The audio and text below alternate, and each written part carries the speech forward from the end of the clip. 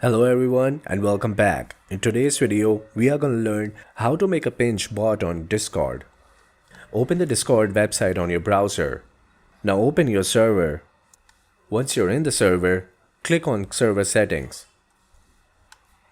Now go to Integrations. Click on View Webhooks. Now copy webhook URL. Now paste it here to webhook sender. Now here, you can enter all the details about your bot. What's your bot name? I'm gonna name it Testing Bot. Now click on Send.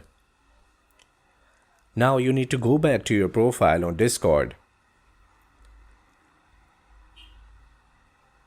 Now open your Discord server.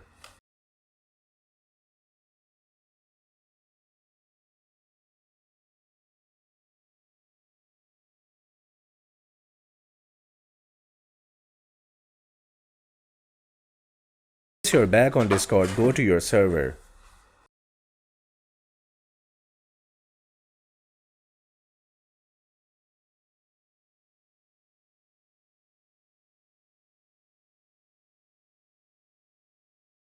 And here you can see the message from your bot.